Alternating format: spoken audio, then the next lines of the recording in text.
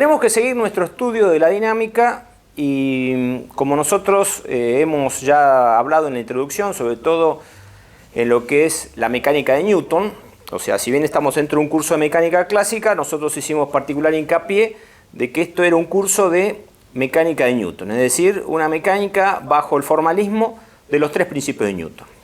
Y los tres principios de Newton están enfocados fundamentalmente a las causas, y las causas para nosotros son las fuerzas.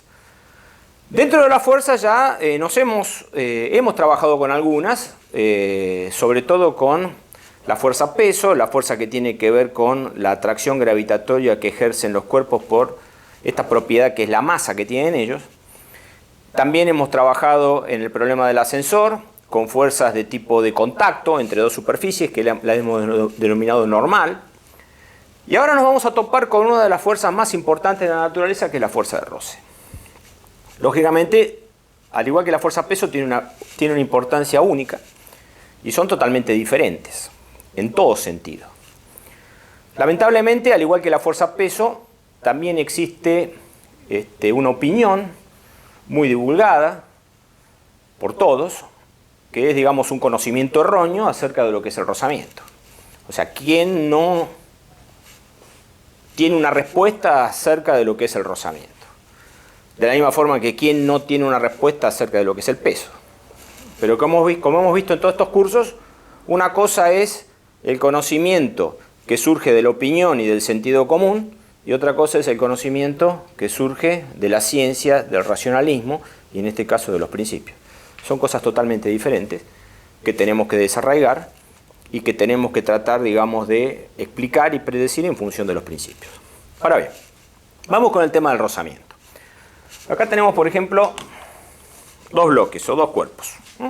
Entonces fíjense que todos estamos acostumbrados a manejarnos con este tipo de fuerza que se desarrollan entre superficies, en donde yo estos dos cuerpos, no importa que estén muy nivelados o no, pero fíjense que los puedo inclinar y el cuerpo de arriba no cae, no desliza sobre el de abajo. Sin embargo, si lo inclino mucho, fíjense que llega un momento en el cual se produce el deslizamiento.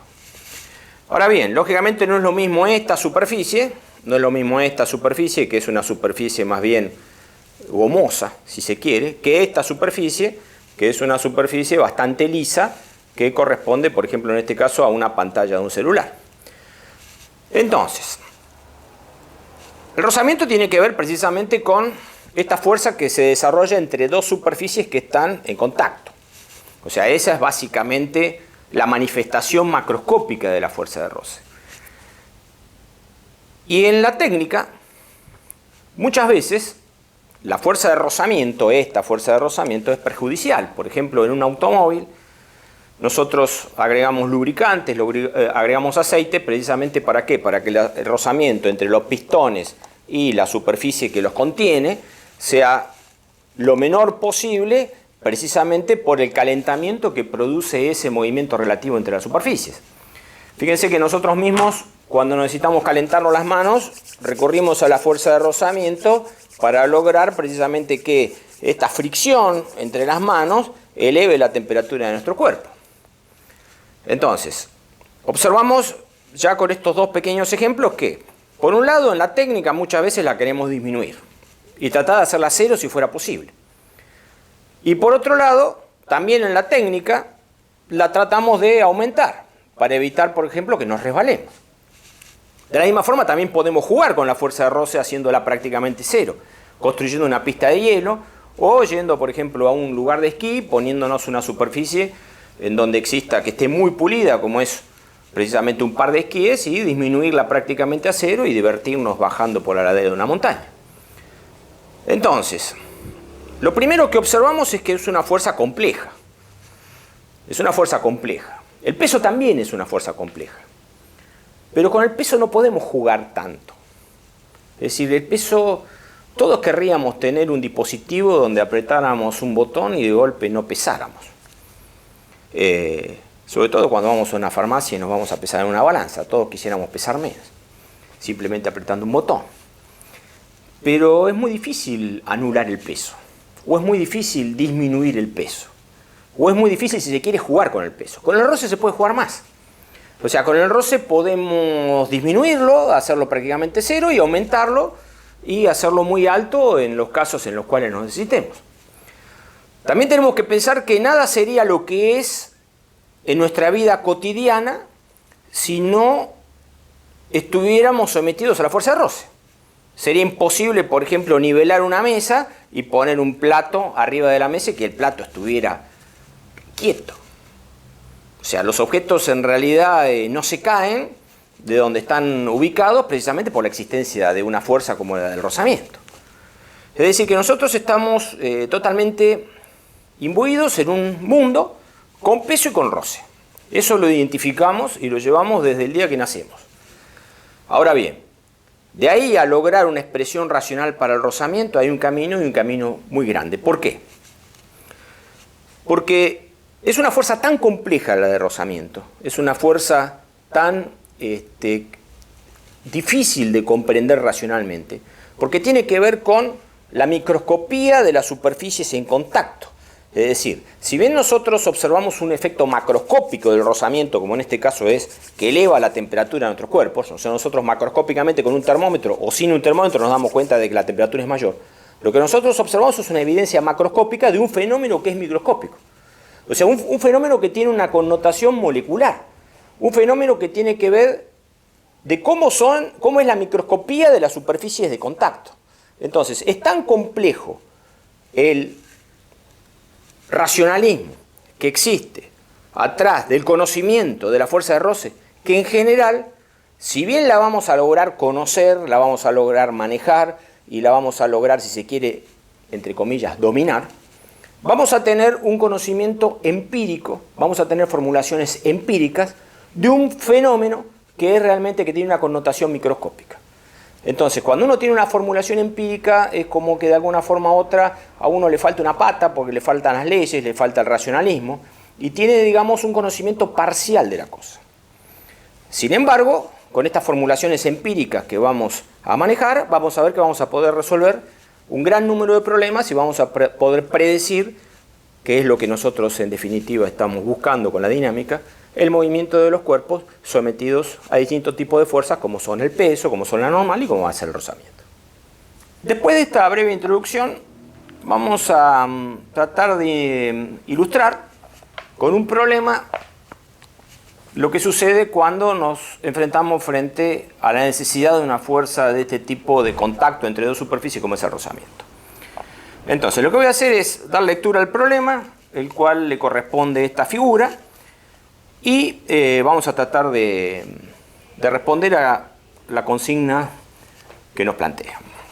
El problema dice, dos bloques de masas M minúscula y M mayúscula se encuentran en la situación representada en la siguiente figura, que es esta que está acá. Ambos bloques, debido a la aplicación de la fuerza indicada sobre M, se mueven con aceleración constante A. Entre M grande y el piso no hay roce. El problema dice, realizar un diagrama de cuerpo aislado para cada bloque. Bueno, si bien es aparentemente un problema muy simple, un problema que en definitiva nos está simplemente pidiendo la realización de un diagrama de cuerpo aislado, no olvidemos, si se quiere, que la realización de un diagrama de cuerpo aislado es uno de los pasos que tenemos que seguir en la resolución de los problemas de dinámica, que precisamente corresponde a la representación de las causas, la representación de las fuerzas, la representación de las interacciones que hay entre los distintos cuerpos que intervienen en la problemática. Ahora bien, acá el problema, si bien tiene una figura, también nos habla de que ambos cuerpos, o sea, tanto el de masa m chiquita como el de masa m grande, se mueven juntos con aceleración a. Por lo tanto, lo que vamos a hacer es representar la aceleración en la figura para precisamente indicar que ambos cuerpos se mueven juntos con la misma aceleración. Básicamente sería esto. Es decir, si bien no la apliqué a ninguno de los cuerpos, lo que estamos queriendo decir es que este cuerpo y este cuerpo, debido a la aplicación de esa fuerza que aplica la mano, se están moviendo juntos con la misma aceleración a. Ahora bien, también el problema nos indica que entre esta superficie de contacto y esta, es decir, entre el bloque de masa grande y el piso, no hay rozamiento. Es decir, que tenemos dos superficies en las cuales podríamos decir que el deslizamiento es ideal. Es decir, no hay ningún tipo de interacción que evite que estas dos superficies deslicen. Sin embargo, entre esta y esta sí hay rozamiento. Bueno, ¿qué vamos a hacer ahora? Precisamente vamos a ir directamente a la consigna del problema, que es la realización del diagrama del cuerpo aislado. Nosotros hemos visto y hemos hecho particular hincapié que lo más importante es aislar los cuerpos. Muchas veces el alumno tiende a realizar el diagrama del cuerpo aislado en el mismo dibujo, en donde se mezcla todo, se pierde esa idea de interacción y lógicamente se pierde esa idea de poder representar todas las fuerzas que realmente obran sobre el problema. Entonces fíjense que le hemos preparado este dibujo en donde hemos de alguna forma u otra ya representado todos los cuerpos que intervienen en este problema. El bloque M chiquita, que va a ser un poco nuestra vedette, el bloque de masa M grande, el piso, vamos a ponerle acá piso, que es la superficie de contacto, que puede ser una mesa, puede ser una pista de hielo en este caso particular, y la tierra. Acá tenemos nuestros actores. Y fundamentalmente también la mano, que es esta que aplica la fuerza. Que puede ser una mano, que puede ser un puntero, es decir, puede ser aplicada a través de un agente externo, que puede ser una barra, puede ser cualquier otro mecanismo. Inclusive podría ser un camión que estuviera acá empujando estos dos bloques. Bueno, entonces empecemos con las interacciones. Yo les expliqué a ustedes en las primeras clases que lo que conviene siempre es empezar con el que menos interacciones tiene, que en este caso particular es el que está arriba, ya que el de abajo está como una especie de sándwich entre los dos. Entonces, veamos, ¿qué fuerzas sobran sobre el bloque de masa M chiquita? La más importante de todas, la que siempre está presente, que es el peso. Y vamos a usar subíndices para indicar los pesos de la masa M grande y M chica para no confundirnos. ¿Quién aplica el peso? La Tierra. ¿Dónde está la reacción del peso? Pues en el centro de la Tierra. Acá está P sub M'. Entonces fíjense que acá tenemos nuestro primer par de acción y reacción. P sub M y P sub M'. Ahora bien, ¿qué otra fuerza tenemos aplicada sobre el bloquecito de masa chiquita? Ahí tenemos aplicada la fuerza normal, la fuerza que le hace esta superficie a esta en forma perpendicular precisamente para que este no caiga. La fuerza normal que está aplicada sobre la superficie, que va a ser esta N sub M chiquita, y que tiene su reacción precisamente quien la aplica, que es la superficie del bloque de masa M grande que aplica N sub M'. Entonces fíjense que ya identificamos dos pares de acción y reacción. Otra cosa importante que les aclaré es que conviene, si bien estos cuerpos para nosotros son partículas por ahora y hasta nuevo aviso, conviene aplicar las fuerzas donde están aplicadas, es decir, el peso en el centro de los cuerpos y las otras fuerzas en el punto de aplicación, en este caso en la superficie de abajo y acá también en la superficie de arriba. Muy bien. Ahora bien, acá aparece ya aparentemente la necesidad, uno, de hacer aparecer otra fuerza. ¿Por qué digo esto? Porque este cuerpo y este se mueven los dos con aceleración A, se mueven juntos, se mueven como si estuvieran soldados. Fíjense, yo acá tengo los dos cuerpos, acá tengo los dos cuerpos. En este caso tengo los dos cuerpos en reposo, acá tengo los dos cuerpos en reposo. Ahora bien, yo los voy a acelerar. ¿Qué significa acelerarlos? ¿Qué significa una aceleración? Una aceleración es un cambio de velocidad. Es decir, si la velocidad cambia, hay aceleración. Entonces, fíjense, yo lo voy a acelerar. Para acelerarlo, le voy a proveer un cambio de velocidad. Ahí le proveí un cambio de velocidad a los cuerpos. Es decir, estaban en reposo y de golpe se mueven con una velocidad. Incluso, fíjense que arrancan, toman velocidad y lo detengo. Fíjense, hay varias, si se quiere, aceleraciones. Eso es una aceleración bastante compleja esto. Cambia la velocidad y se detiene. Y fíjense que en ningún momento en el cual le hemos provisto precisamente esta aceleración a los cuerpos, en ningún momento el cuerpo de arriba se despegó del de abajo. Esto se movió todo como un conjunto. Fíjense, miren, ahí lo tienen. Vamos para atrás.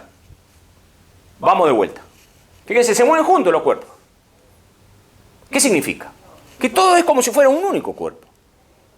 O sea, si yo miro, veo que hay dos cuerpos. Pero a los efectos de la mecánica, estos dos cuerpos tienen la misma aceleración. ¿Está claro eso? Entonces, ¿qué significa esto? Vamos a verlo acá en este dibujo. Que este cuerpo se mueve con aceleración A para allá y que este también se mueve con aceleración A para allá. Entonces, si yo me fijo en este cuerpito que está acá, en el de arriba, y vengo a este diagrama que está acá,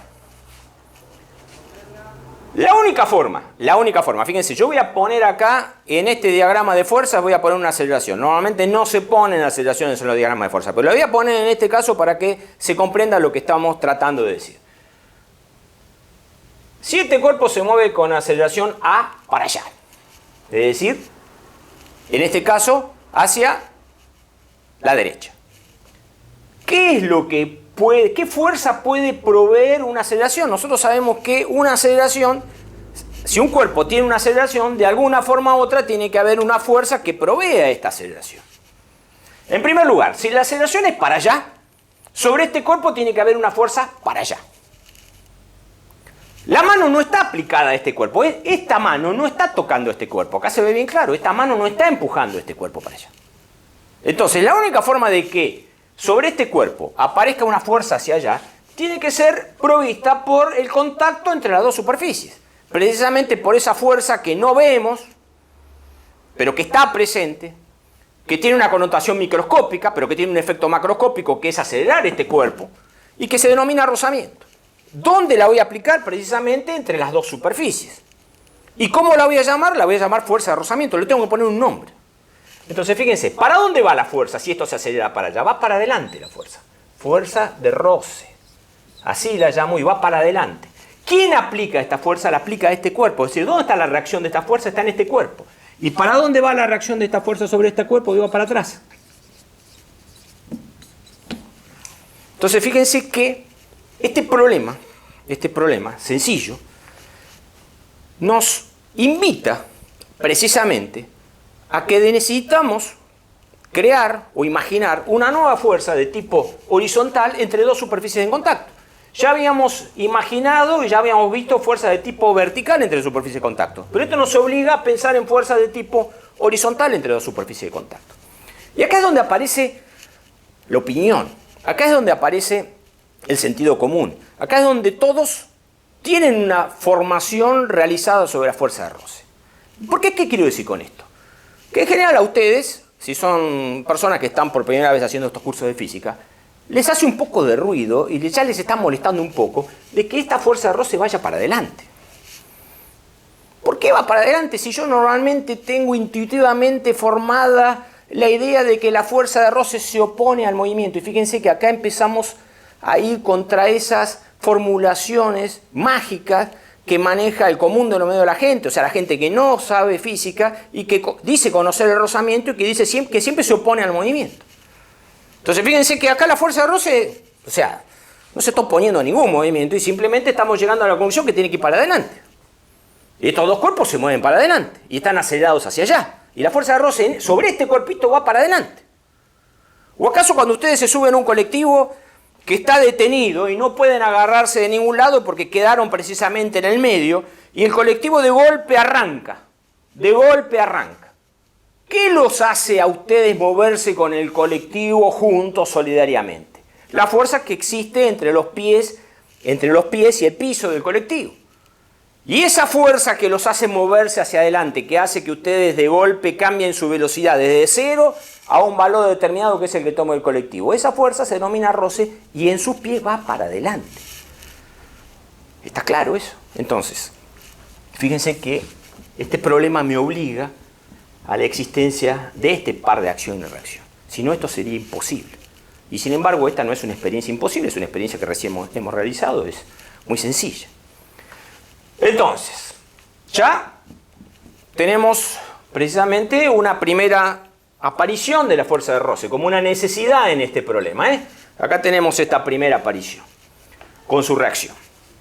Ahora bien, ¿terminamos con la fuerza de este bloquecito chiquito? Sí, aparentemente terminamos. Yo no distingo otra interacción más entre el bloquecito chiquito y algún otro agente o algún otro cuerpo de los que están involucrados en el problema. Entonces, ¿qué tenemos que hacer ahora? Seguir con el bloque grande. Vamos con el bloque grande. ¿Qué nos falta del bloque grande? Bueno, el bloque grande pesa. O sea que tenemos el peso del bloque grande. Perfecto. ¿Dónde está la reacción del peso del bloque grande? Aquí, en el centro de la Tierra. Esta es la reacción. Y como siempre me dicen los chicos, Biau, hay que poner los pares de acción y reacción. Por supuesto que hay que poner los pares de reacción y reacción. ¿Por qué? Porque estamos dando los primeros pasos. Esto se tiene que hacer metacognitivo. ¿Qué era eso de la metacognición? Era como el aprender a andar en bicicleta. Cuando uno anda en bicicleta y ya sabe andar en bicicleta, se olvida del equilibrio, de pedalear y de doblar o de acelerar o de frenar. Pero cuando uno está empezando a andar en bicicleta, uno tiene que estar pensando en el equilibrio, tiene que estar pensando en doblar, tiene que estar pensando en no tragarse una pared, tiene que estar pensando en todas esas variables. Entonces en este momento justamente estamos aprendiendo, estamos empezando a dar esos pasos y tenemos que pensar en todas las variables que están involucradas. Bueno, tenemos el peso. ¿Qué más tenemos? Bueno, entre estas dos superficies tiene que haber una fuerza hacia arriba que denominamos normal, ahí la llamamos normal, que es la que precisamente evita que este bloque caiga, que tiene su reacción en este piso que está acá. Normal M grande prima. Perfecto. Muy bien. ¿Y qué otra fuerza tenemos acá aplicada? Bueno, obviamente este bloque y esta mano están en contacto. Es la fuerza que le provee la mano o el dedo a este bloque, que precisamente le provee la aceleración. Entonces fíjense que lo que tenemos acá es que sobre este bloque tenemos aplicado una fuerza que le hace la mano, que tiene su reacción precisamente acá en el dedito este, que aparentemente es el que está en contacto, primo. Entonces fíjense que vamos a tratar de hacer un análisis. Este bloque se acelera porque este bloque de abajo se acelera porque existe una mano que lo empuja. O sea, una fuerza para allá. Es decir, este bloque gana esa aceleración, la voy a volver a poner acá, que es A. Las dos aceleraciones son iguales, van juntos los bloques. Esta aceleración es producto de la fuerza que le aplica la mano. Lógicamente, entre estos dos bloques hay una fuerza en contra, pero la fuerza que le aplica la mano hacia allá tiene que ser más grande que esta para que esto realmente se mueva con aceleración A. Eso, digamos, iría en otra parte del problema. Acá lo que estamos haciendo es un diagrama macropoilado. Y sin embargo, la mano, de alguna forma u otra, llega al bloque chiquito, su acción, debido a la existencia de este rozamiento. Si no existiera esta fuerza de roce, si no existiera esta fuerza que aplica la mano, no llegaría, digamos, de alguna forma u otra, a ser conocida por este bloque. Es decir, el conocimiento de esta fuerza a este bloque llega precisamente por la existencia de esta fuerza de rozamiento, ya que la mano acelera el cuerpo de abajo y esa aceleración hace que necesariamente aparezca esta fuerza. ¿Estamos de acuerdo con esto? Miren, yo le voy a seguir dando una segunda vuelta de tuerca a este problema. Una segunda vuelta de tuerca, pero básicamente lo que nos pedía el problema era esto, hacer un diagrama de cuerpo aislado. ¿Cuánto vale esta fuerza de roce? Bueno, ahora vamos a ver un poquito, a ver si podemos estudiarlo un poquito más y comprenderlo un poquito más, por más que el problema no me lo pide. Voy a tratar de dar una vueltita más a este problema, es decir, no nos vamos a limitar solamente a lo que nos pidió, que es hacer un diagrama de cuerpo aislado. Vamos a tratar de ver si podemos básicamente estudiar un poquito más a la fuerza de roce esta que apareció entre estos dos cuerpos. Para lo cual voy a aplicar el segundo principio de Newton al cuerpo de masa m chiquita. Es decir, lo que voy a hacer es sumar las fuerzas que tiene, digamos, el cuerpo de masa m chiquita y tratar de ver a qué resultado llegamos. Bueno, para sumar fuerzas sabemos que tenemos que tomar ejes para descomponerlas, o sea que voy a llamar más x para la derecha y más y hacia arriba, que sería un sistema bastante lógico de sumatoria de fuerzas. Bajo esta premisa, fíjense que podemos decir que esta aceleración tiene una componente en x que vale a y una componente en y que vale 0. Es bastante lógico. Entonces, fíjense, si planteamos la sumatoria de fuerzas tenemos, vamos acá a dividir un poquito, tenemos sumatoria de fx, vale. Fíjense, acá en X la única fuerza de roce, la única fuerza que tenemos es la fuerza de roce. O sea que acá tenemos fuerza de roce positiva, porque apunta hacia las X positivas. Es la única fuerza que tengo. Y esto tiene que ser igual a la masa del bloque chiquito por la aceleración que tiene en X, quizá. Bien, en Y, ¿qué tengo? Sumatoria de Fi, tengo positiva la normal sobre la masa chiquita y negativa el peso de la masa chiquita. Igual a la masa chiquita por la aceleración en I que tiene la masa chiquita, que es 0. O sea que fíjense que acá tengo que la sumatoria de Fi es igual a 0. Entonces esto es bastante interesante. Por un lado, de esta ecuación obtenemos el resultado bastante, si se quiere, intuitivo, por más que siempre le dije que acá intuitivo no hay nada, que es que el peso de la masa chiquita es igual a la normal que se está ejerciendo sobre la masa chiquita. Perfecto. Y en X obtengo este resultado, es decir, conozco cuánto vale la fuerza de roce. La fuerza de roce vale m por a. Nada más ni nada menos. O sea, m por a, la masa chiquita por la aceleración que tiene. ¿Qué significa eso? Que si aumento la aceleración, tendría que estar aumentando la fuerza de roce. Y si disminuyo la aceleración, tendría que estar disminuyendo la fuerza de roce. Entonces, de acá surge un caso particular muy interesante para ver. ¿Qué pasa si A es igual a 0? ¿Qué pasa si A es igual a 0? ¿Qué significa que A sea 0? Que estos dos bloques o estén en reposo debido a la acción de esta fuerza F, o se mueven a velocidad constante.